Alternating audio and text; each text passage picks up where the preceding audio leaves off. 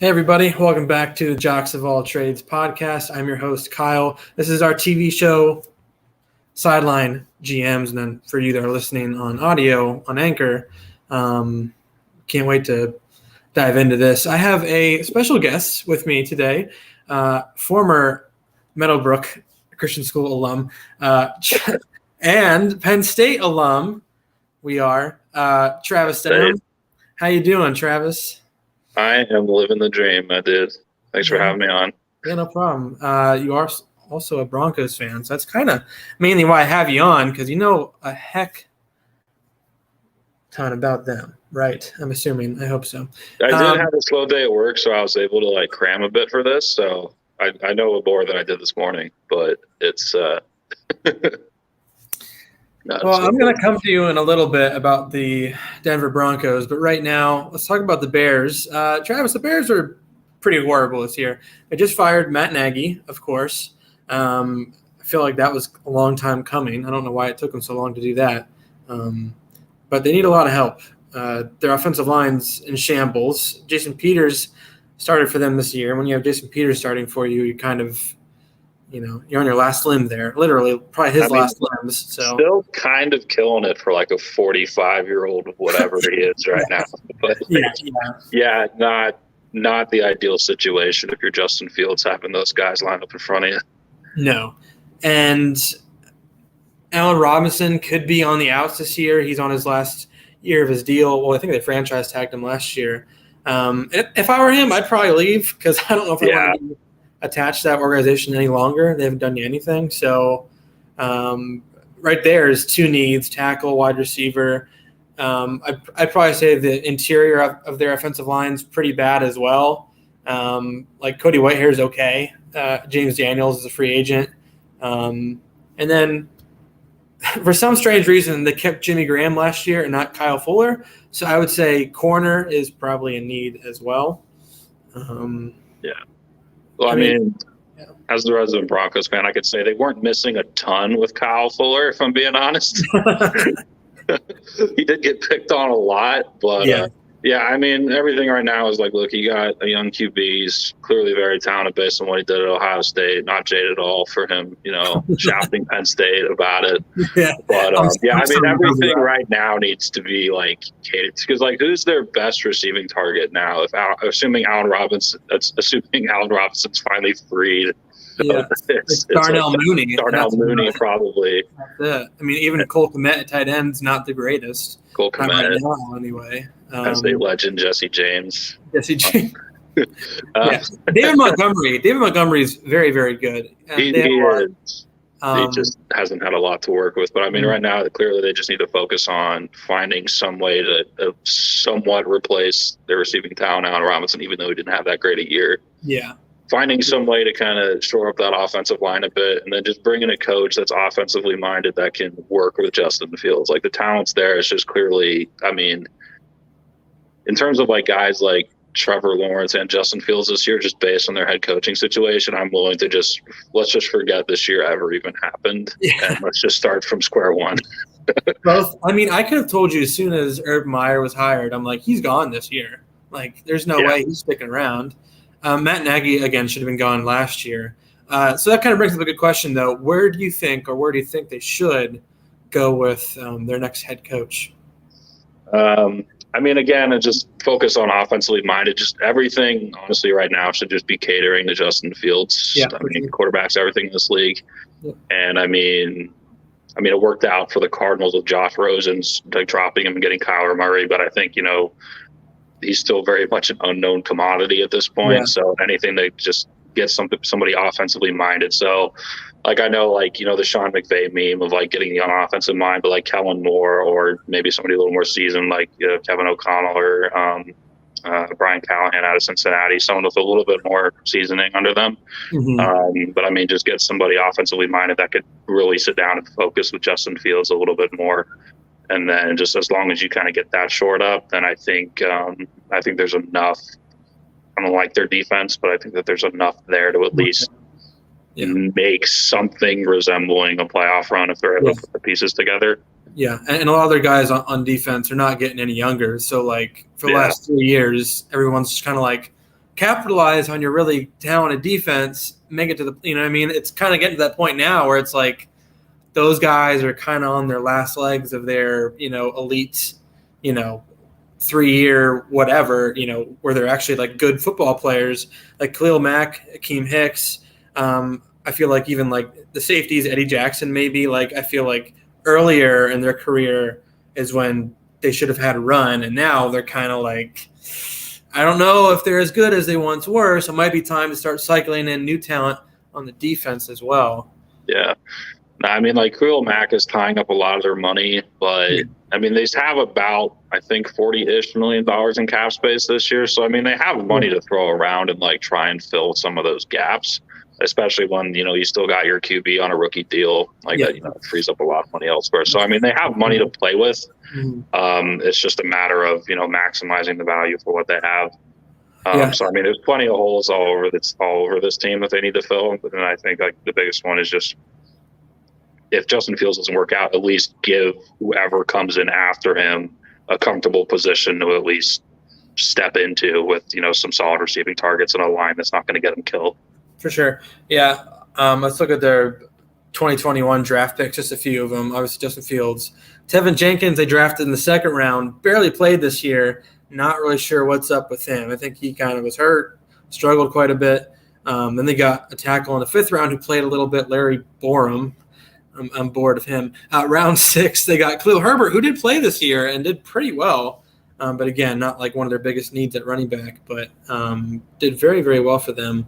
So, and I don't think they have a first round pick this year either. Wow. So it's going to be even harder for them to come through the draft with someone able to step in day one and fill in those holes. Unless they do trade one of their guys on defense, but even at that, I don't think they'll recoup a first-round pick for any of those guys. So I do have some guys up there if you're watching on Facebook. David Bell, I feel like if you got rid of Allen Robinson, I think David Bell could be kind of similar to Allen Robinson in terms of what you want him to do. Like Allen Robinson doesn't run by anybody really, but he's a very good possession guy, very good route runner, very physical as well. I think David Bell could do similar things, assuming he drops to their second-round pick. And he could.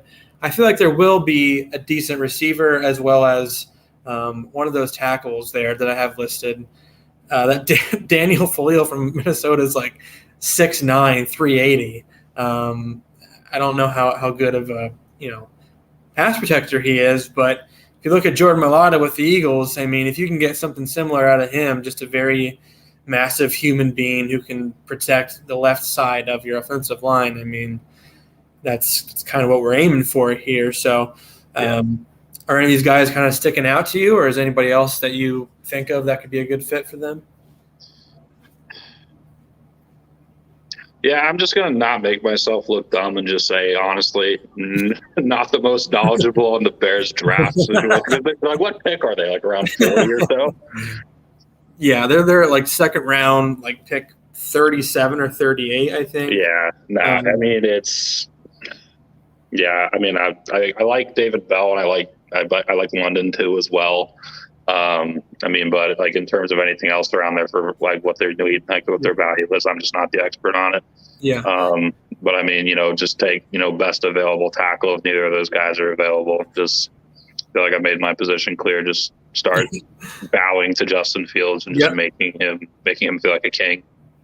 Give him everything he wants. That is number one priority for anybody with a young quarterback, which is strange because, like, I think they just interviewed Matt Eberflus, the D coordinator from the Colts. And I'm like, he's not an offensive guy. I just feel like, yes, Matt Nagy was an offensive guy. Like, he was pretty horrible. I think they interviewed Doug Peterson, too. I'm not the craziest about that.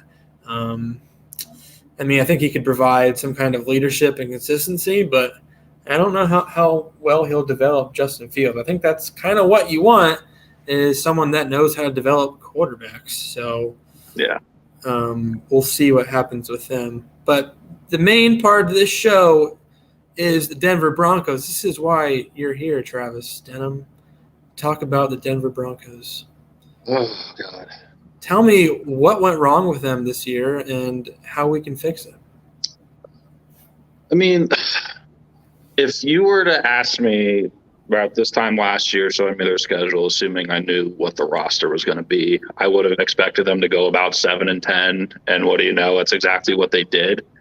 Like looking at their schedule, it's like they started out 3-0, which allowed me a little bit to kind of delude myself into thinking that they had kind of turned the corner this year. Like Teddy B looked really good for the first 3 games, but also they played the Giants, the Jaguars, and the Jets, who I think had like a combined like 4 wins between them this year. Like a little bit of hyperbole there, but not really. But like, I mean, Teddy, like he showed flashes sometimes. Like, I mean, statistically, this is the best year he's had, and he looked super poised and like super in control of the offense. Like I've never seen somebody look so poised and in control while checking down 15 times a game. And it was just really painful to watch. I think like KJ Hamler going down early in the season, it just seemed like afterwards, like that just completely screwed up the offense's ability to like spread the field and get separation. Like Cortland Sutton is a physical freak, and then Jerry Jeudy, he runs like just the crispiest routes you're ever going to see. He didn't have a touchdown this year. And it's just Pat Shurmur is. He's an idiot. I don't know why. He really he needs to not be here anymore. Yeah. And I'm glad they gave Vic Fangio 3 years. I think he deserved that time frame, but I clearly didn't work out. I don't know if like Drew Lock like hit on his daughter or something, because he has this massive hatred for Drew Lock for some reason. I mean, don't get me wrong. I don't think Drew Lock's the answer, but I mean, he's a nice guy. And he doesn't deserve to get done dirty like that.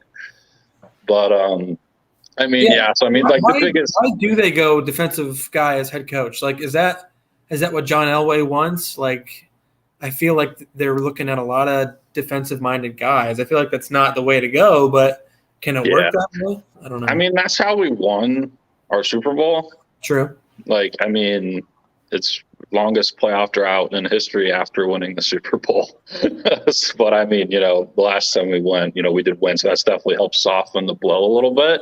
Yeah. But, I mean, defense is how they won their Super Bowl. And so we bring in Vance Joseph after Gary Kubiak has to leave, unfortunately, due to health concerns. And, Coops, he was offensive-minded quarterback, offensive coordinator when the Broncos won back-to-back under Shanahan in the late 90s. And, I mean, just the issue really since Peyton has been we haven't had a quarterback. But on the flip side, we haven't really invested a lot in trying to find a quarterback, which is really weird too. Like, I mean, the highest pick that we spent on a quarterback was Paxton Lynch, which did not work out at all. But I mean, he was awful, but it was 26th overall. Yeah. Like, I mean, we haven't spent like a top 10 pick or like traded up for a flyer for like trying to get that elite prospect. Like, we knew Paxton Lynch was raw and was going to take some seasoning, and it turns out he just kind of wasn't really willing to put in the effort to do that. There wasn't any kind of seasoning to help him grow. He didn't need to grow. He was tall. He was like a giraffe throwing football. It's like, I don't know. I feel like he may have pulled the trigger on Josh Allen, but I think everyone was just making fun of him at this way for like picking Osweiler, who was like 6'7", and like Paxton Lynch, who was like 6'6", and like Josh Allen comes in here at 6'5", the man with the golden arm, and it's just like, oh god, like this is like quintessential Elway pick. And then Bradley Chubb ends up dropping to us, which unfortunately that really hasn't worked out either. I mean, I don't think it's really. He was pretty good before he got hurt, though, right? He was great before he got hurt, but like I'm pretty sure he didn't have a sack this year. And now suddenly, quarterback's obviously our biggest need, and then suddenly now we find ourselves with like a pretty weak pass rushing core, which is insane to think about. Like this time a week ago, it's like we got Von Miller and a healthy Bradley Chubb. Like, you kidding me? And then now we should have gone off to the Rams, which I really liked that move from George Payton. I really like what I'm seeing from him as a general manager. It's kind of taking over that role from Elway earlier this year. We had a really good draft this year. And really the only move that hadn't really worked out as well as I'd hoped was the aforementioned Kyle Fuller signing. He kind of got picked on a lot. We were kind of hoping that he'd be back to that 2019 Pro Bowl form, and he just kind of wasn't. Yeah. But I mean, really, like, I'm not too tore up about it. Would you say quarterback, edge rusher, and then probably like maybe offensive line or maybe I would say offensive line, and then I would say like get a backup running back. Melvin Gordon's a free agent this year, and after Javonte Williams, who is an absolute dude. He's he is an a absolute stud. dude. Like he just emerged this year, and I don't even think he needs an offensive line. He just runs through people. Like it's insane. Like he's not that big either. He just like, all right, I'm just gonna stand like 4 guys up and like just watch this. It's gonna be really dumb, but He looks really good. But like we need it's not a huge need, but I would like another running back in this round, maybe like 5th round or later, like nothing too crazy, but somebody just kind of fill a role. Cause like we have like Melvin Gordon and then Javonte Williams, and then something called a Mike Boone, which I don't think I saw at all this year. But I mean, no disrespect to him. I'm sure he's a great guy, but he had like 4 carries this year. Yeah. Melvin Gordon, he's going to be 20. I think he's 29 this year. So, I mean, I don't know. 17 different teams by now. Yeah. Yeah. And so, but yeah, I mean, quarterback, we have the 9th overall pick. And that's pretty high. I mean, okay. But it's like, this is Matt Corral, Sam Howell. Are those guys? It's just, I don't like any of the quarterbacks this year. Really, it's not so much against them. This is probably the least exciting year for quarterbacks that I can remember in recent memory. I mean, Kenny Pickett is like, in my head, number 1. Carson Strong is the Elway meme pick. Of like tall kid with the big arm. I mean, if he's still there in like the 4th or 5th round and we haven't taken a quarterback, I'd be sure by all means go Carson Strong. Matt Corral is like my heart pick. Like he had some games. He seems like a Bronco to me. I don't know. I think Matt Corral just slung the rock at Ole Miss. There's some of the games where I watched them. I'm like, oh yeah, like I'm into that. But I'm all about that. But and then another issue is like our secondary. Like we have a really talented secondary, but like basically the entire secondary is free agents this year. Like Kyle Fuller, Bryce Callahan, and Kareem Jackson. They're all, and Kareem Jackson was fantastic for us last year. Him and Justin Simmons are probably one of the best safety tandems in the NFL that nobody really talked about. Just the issue with Kareem Jackson is that he's 34, and you're kind of wondering like when he's going to fall off a bit. That's kind of why I put Kyle Hamilton up there in case. I don't think he'll drop to 9, but if he does, do you think that would be a pick that they could make if he drops? I think it depends. Like, I feel like we have bigger needs. I know it's like you're supposed to pick best player available. And I think at 9, if he does drop, I have a hard time seeing him as anything other than the best player available. Yeah. I mean, maybe we somehow get lucky and like Karlaftis drops to us, which I don't see that happening. I also really like, I don't know why, I really like Jordan Davis a lot. Like one of our issues was our run defense. Like we had, depending on how you slice it and dice it, we had a top 5 defense this year. And again, we didn't make the playoffs with it. And the metrics I had looked at it, it was like number 3 overall defense. And we just couldn't make the playoffs this year. And we had 9 games where we scored less than 20 points. Oof. And so, not really the defense right now. Yeah, so it's not really a defensive issue, but the run defense was a little suspect. And I feel like Jordan Davis is like day one, just plug him in there. Yeah. He's the kind of guy that no one really – it's like centers. Like there are a lot of good nose tackle centers that come out, and everyone's just like, we can wait for that. But, like, if there's a good one, play him right away like he's a stud. Like Vita Vea, I mean, he kind of dropped a little bit. I mean, he's a stud. Last year's draft, Creed Humphrey, Landon Dickerson, both centers and both like doing very well for their respective teams. So like those kind of guys that no one really talks about, I mean, they can make a big impact on your team. But I agree with you. I think offense is the way to go. What if they don't draft a quarterback? Do you think they could trade for one? And if you think that, who could they trade for? Man, that's really tough. Russell Wilson, is that possible, you think? I think it is. I think it depends. I feel like his heart's in Seattle, but like I personally have trouble seeing him outside of Seattle. I feel like he's just iconic there. I mean, I know it's a business, but I'd love to have Russell Wilson. I could see some weird apocalyptic, complete hot take scenario where we somehow package something together and get Matt Ryan for like 2 years and then like draft his successor next year. Just because the Falcons cap space situation is completely hosed. Yep. I think honestly it's a bit of a reach, but I do like Jordan Davis a lot at 9. I wouldn't hate Kenny Pickett at 9 either. Like a lot of people have Matt Corral going like top 15. I like Matt Corral a lot. My heart likes Matt Corral. My brain doesn't, but my brain's never really been great. Like, I mean, don't ask me who my number 1 QB was in 2018. It was Josh Rosen. But okay, well. So I'm not going to trust myself in evaluating QBs, and like my heart has trouble picturing myself rooting for a Pitt QB with Kenny Pickett. But but I could see us.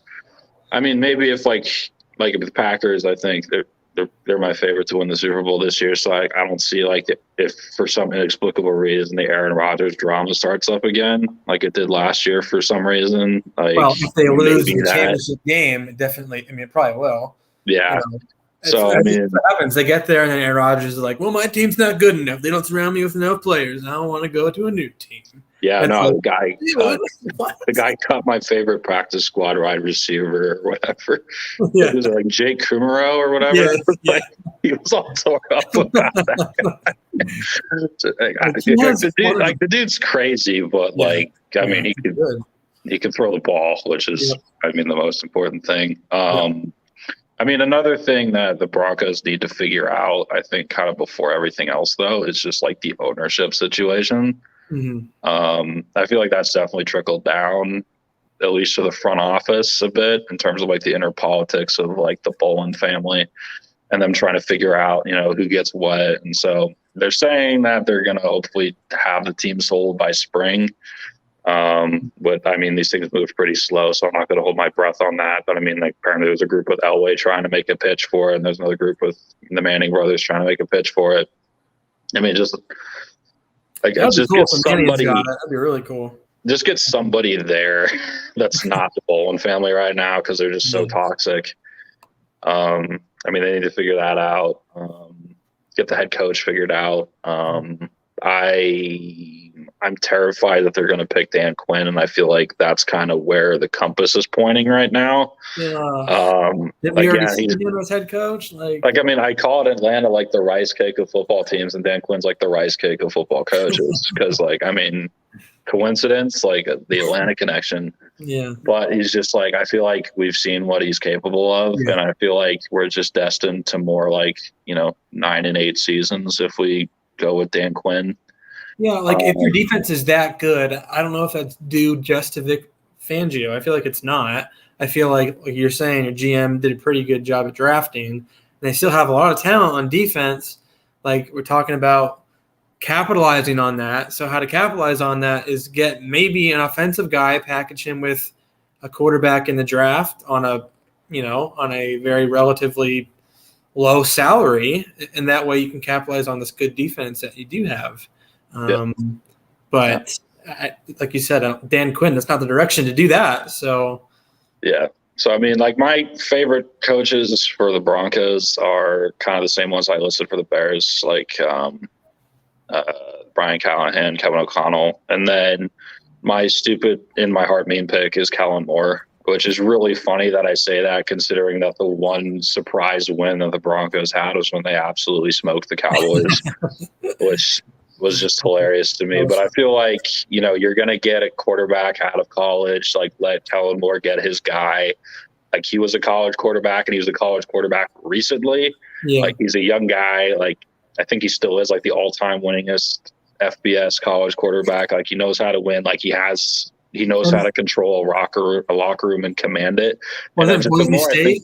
Isn't Boise State the Broncos? Yeah, Boise State. Which I mean, it's I mean, I think it was still the WAC when he played in it. Yeah. But I mean, he's had success as a winner. He knows how to lead a locker room. Like I think that there's definitely going to be growing pains, but I mean, like like at least his stupid decisions, I feel like he can learn from them rather than like Vic Fangio's crusty, stanky butt. Like didn't seem to learn anything. Yeah. Like we went 1-5 in the division, and we beat the Chargers the first time we played them, and then we played them again, and we just got absolutely smoked. Like they adjusted and like we didn't. Yeah.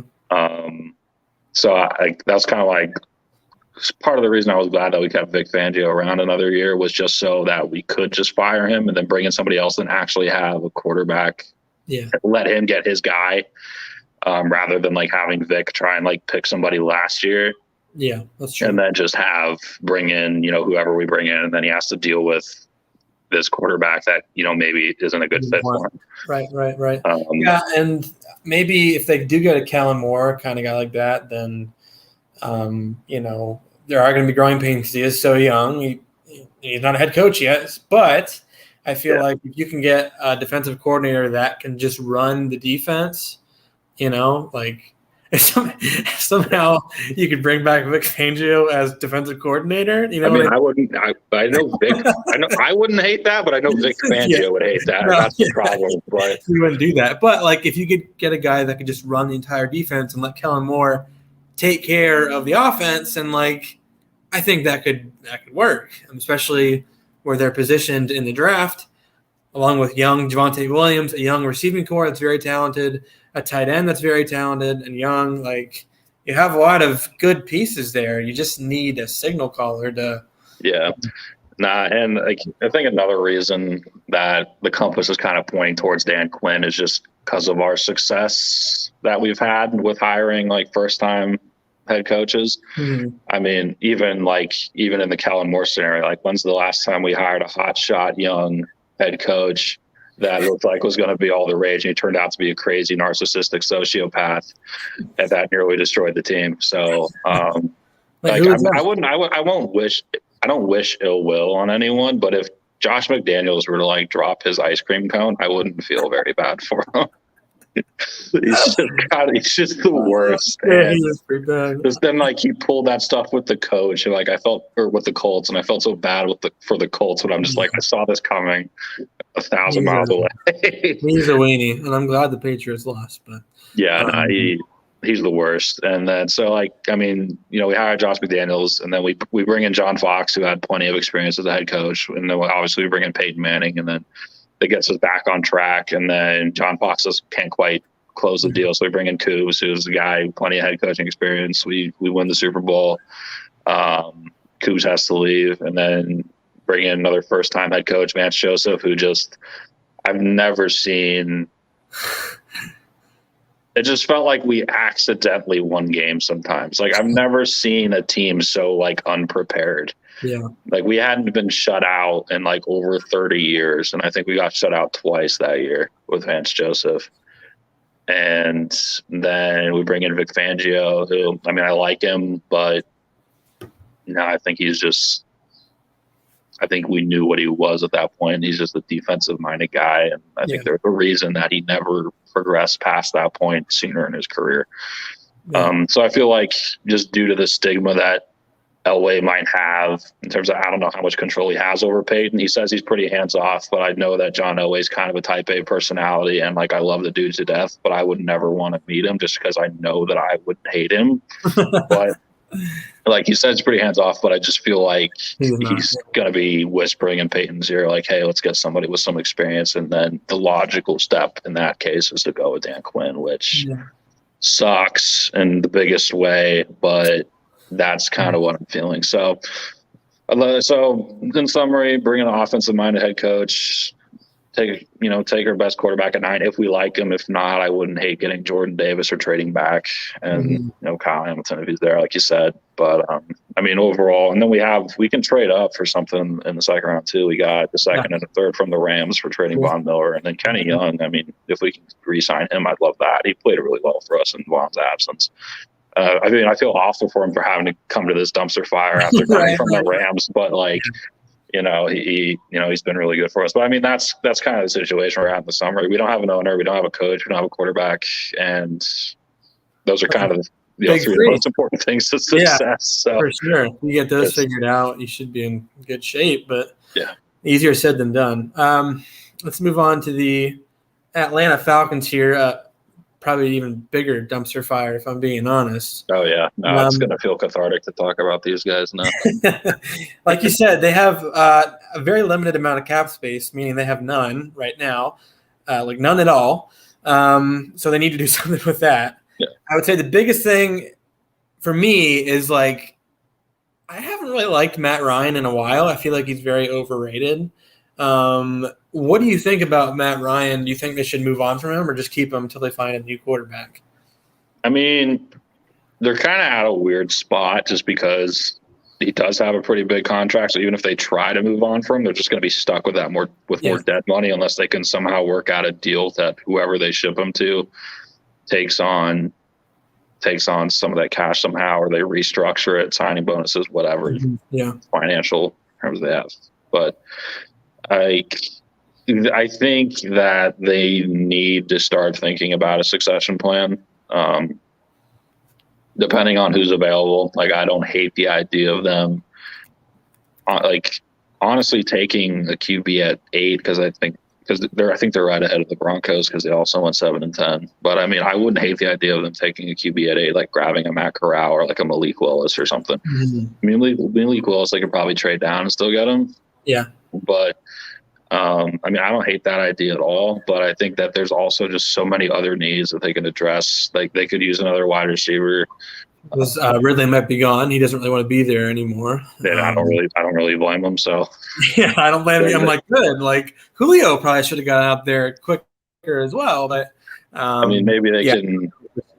Like, I don't hate the idea of like maybe trading down, trying to get some more draft capital, and then maybe picking up Jamison Williams. It'll be interesting to see kind of where he ends up after his injury.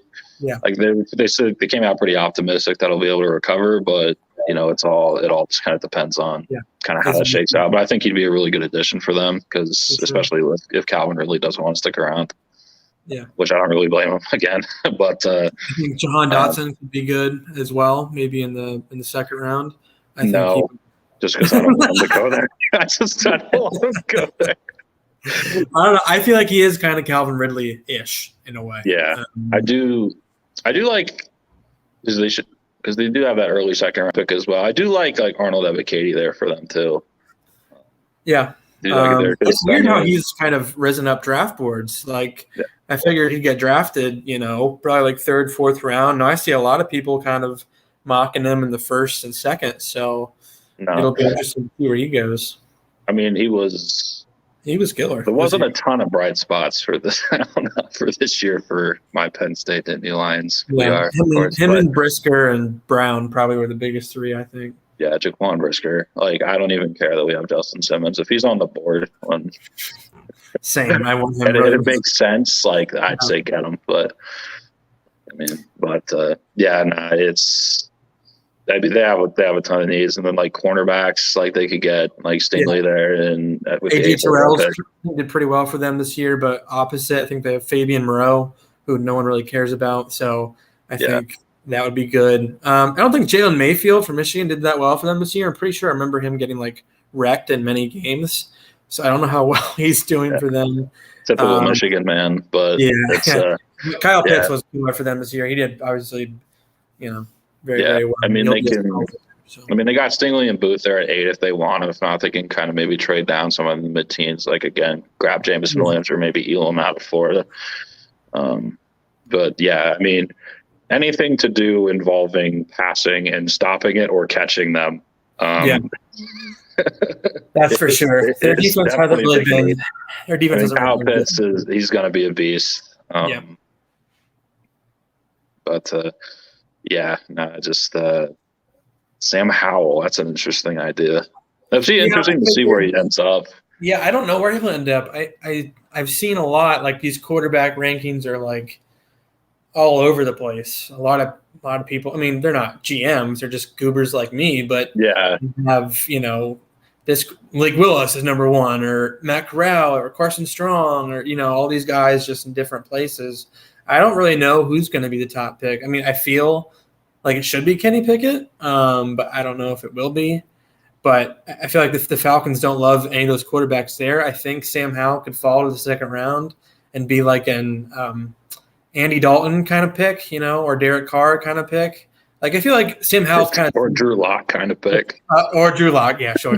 I just feel like he's kind of sneaky because he had a really good year, last year, and then this year was just horrendous. He didn't really have any of his guys. His Javonte Williams, his Michael Carter, his Daz Newsome, his Dynami Brown. 4 of those guys who are in the NFL now. So like, I feel like he has a lot of good tools, and he could be a sneaky pick in the second round for the Falcons.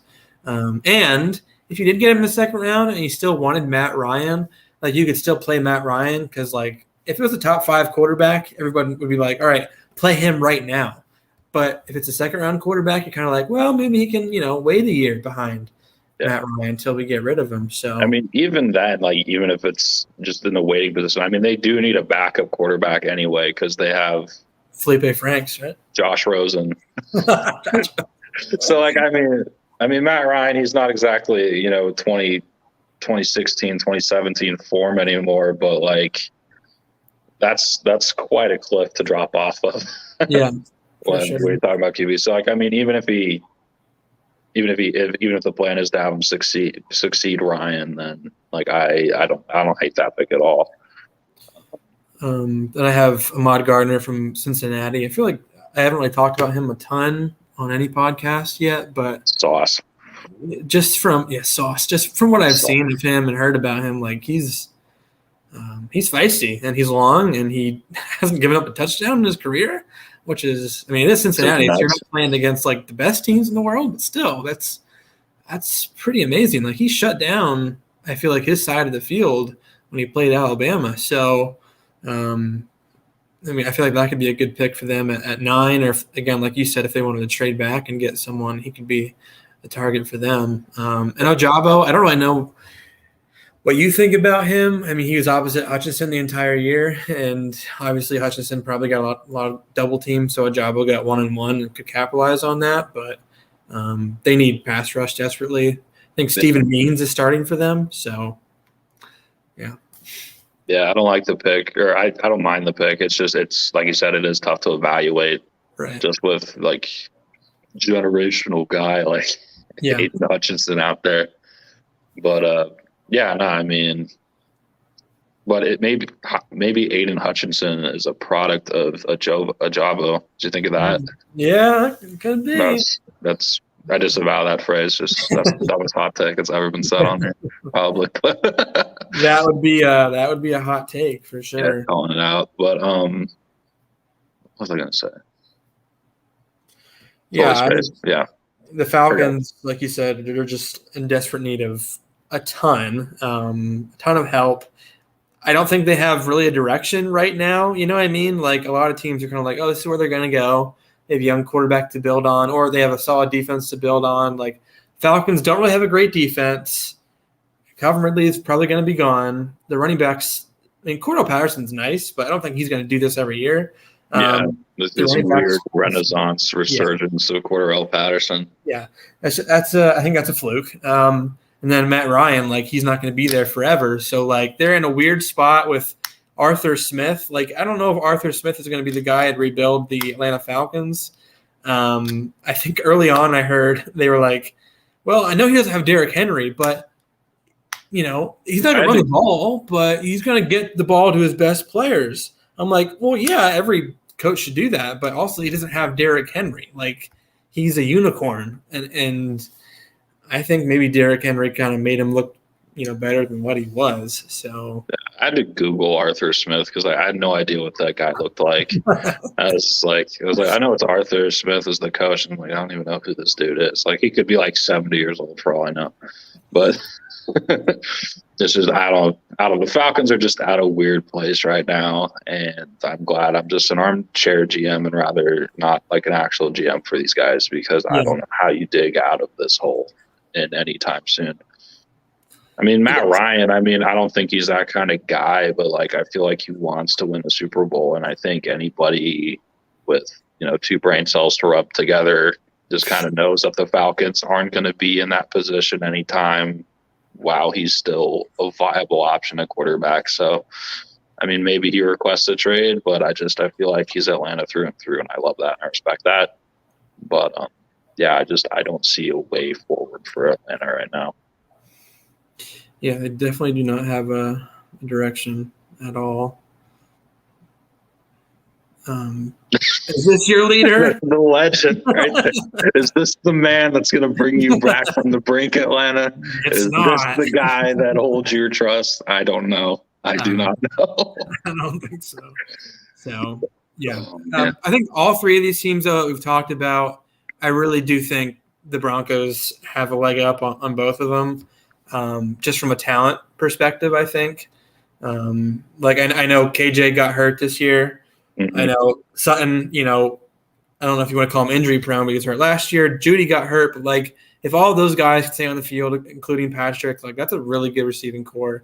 Again, with their tight end, Fant, running back, offensive line is getting better, I think. And then, like you said, their defense performed very well this year. Like, I think they have a leg up on both these teams. I think they're the playoffs. So. The frustrating thing is that's the same line that I've heard for like the last 5 years. It's like, oh man, the Broncos are in such a good position if they could just find like a head coach and a quarterback. And it's just like, I mean, that's just like me saying that's like, oh, it's like I'm just a cool personality and a nice body away from like dating Scarlett Johansson, like if I could just get those pieces together, everything's gonna be right. But it's like it's just one of those things. But we haven't. I mean, quarterback is just a crapshoot at this point. We just haven't. I mean, we haven't really tried that hard. I mean, again, Paxton Lynch was the hardest we've gone in on a quarterback, and I mean, we didn't even then we didn't really go all that hard. And then if it makes you feel any better, the Panthers, had Cam Newton, then they got Teddy Bridgewater, and they trade for Sam Darnold, and then they got Cam Newton again. So like, they seem to be pretty bad at that as well. So, yeah, no, I mean, I feel the solidarity. A Super Bowl 50 teams have not had a great run of it since then. I mean, Von Miller broke Cam or something, or Cam probably broke Cam, if we're being honest. Yeah. But but I mean, hey, Von said he might want to come back, so that might solve our edge problem if we can get him on a good deal. But well, the Rams, they killed the Cardinals, which I kind of saw that coming. But it was fun to watch. Playoff Von is something different. Like they're my team. I want them to win the Super Bowl just for him.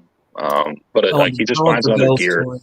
He just finds another gear in the playoffs. So it's fun to watch him. Like he got to Murray on that one play, which was pretty cool. Was that the pick six or not? No, it was just a normal sack. That pick six was pretty funny. Not gonna lie. Kyler Murray. It looked like Josh Rosen out there again. Like it's just like, oh no, this is bad. Like, really bad. Yeah. He was, he wasn't good. I think we're not talking about the Cardinals right now, but I think that would be a topic for conversation as well. Are they big believers in Cliff Kingsbury? I don't think they are. So yeah. It's tough to gauge because he comes in, he takes Kyler first overall, and then it's tough to say, like, is it Kyler, is it Cliff, is it both of them? I mean, it's mostly Kyler. I think everyone agrees, but it's like, is he helping or hurting them? It's tough to say. Yeah. All right. Well, I think that kind of wraps it up. We talked about the Falcons, the Bears, the Broncos. Next week, guys, we'll talk about the next three teams in the draft. Travis, thanks for coming on, helping us out. You provided a lot of helpful and good knowledge to this podcast. I appreciate it. Anytime, man. Thanks for having me on. Yeah. And we'll see you guys later. Bye.